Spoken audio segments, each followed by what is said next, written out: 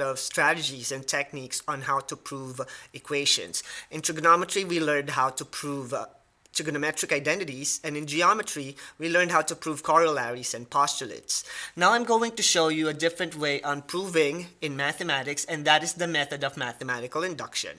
Now in the method of mathematical induction, we follow three series of steps. The first step is to prove that the sequence is true for n equal to 1, and the second step is to prove or evaluate that n is equal to k, and for the last step, we need to prove that the sequence is true for n equal to k plus 1.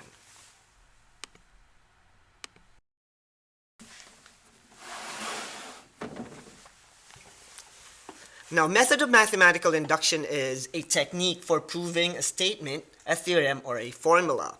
Now, for our first example, we need to prove that 1 plus 2 plus 3 all the way through n is equal to n times n plus 1 all over 2 using the method of induction or mathematical induction. Now, for our first step, according to the rule, we need to prove that the sequence is true for n equal to 1. And by doing so, all we have to do is to focus on our formula, and when we replace this side of the equation with 1, it needs to be equal to this side of the equation when you replace it with 1. And to do that, we'll have n equal to n times n plus 1 all over 2. Replacing all your n's by 1, we'll have 1 equal to 1 times 1 plus 1 all over 2. And simplifying the more complex side of your equation, we'll get 1 times 2 over 2, which is equal to 1. Therefore, on step number 1, we were able to prove that n is indeed equal to 1 because our equation is true for this particular proof. So now that step 1 is finished, we are now ready to move on to step number 2, which is the easiest step among the 3 steps.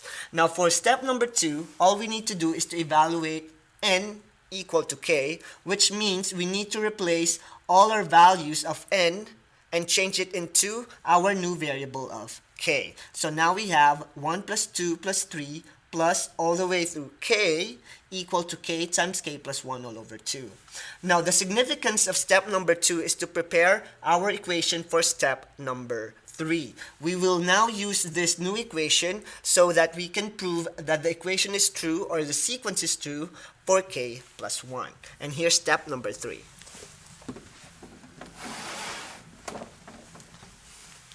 Now, to be able to prove using mathematical induction, you need to be able to understand how to simplify polynomials. You also need to know or remember how to simplify fractions, specifically adding and subtracting of fractions. And sometimes you also need to apply the factoring rules that you've learned before to be able to prove the sequence is true for k plus 1. So, for step number 3, I have to prove that this function is equal for k or true for k plus 1.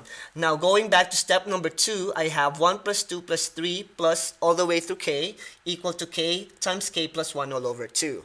Now for step number 3, I need to prove that this is also true for k plus 1. And to do that, all I need to do is to replace all my k's by k plus 1. So that's why I have 1 plus 2 plus 3 all the way through k plus 1. So from k, now it's changed to k plus 1.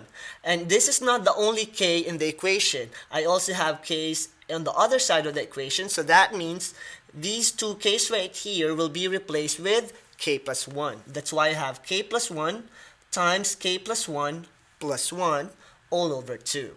Now, from this point on, all I need to do is to simplify my right-hand side and make sure that on my left-hand side, the sequence of number right here will be transformed into this. So what I need to do, we know from step number 2 that 1 plus 2 plus 3 all the way through k is equal to this formula, k times k plus 1 all over 2. So that means I can change 1 plus 2 plus 3 all the way to k into this formula, so I can use it in simplifying my left-hand side. So now I don't have a sequence of 1 plus 2 plus 3. Now I have k times k plus 1 all over 2, which is true because of this formula.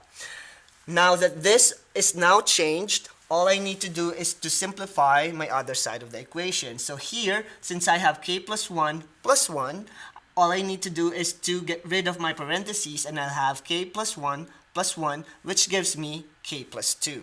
Now on this side of the equation, I'm still working on making sure that left side is the same as the right side, and from this step right here, it's still complex. Now to make it more simple, I'll replace this into k times k plus 1 all over 2 plus k plus 1, and I'm going to write all over 1 so that I can add the fraction right here by another fraction.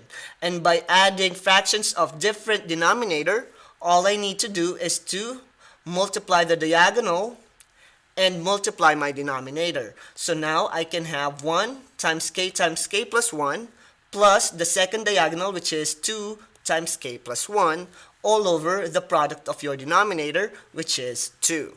Now that I am multiplying, all I need to do is to simplify this complex expression right here on this side of the equation by the distributive property. So I'm going to distribute k to k and k to 1, so I'll have k squared plus k, and I'm going to distribute 2 to k and 2 to 1, so I'll have 2k plus 2.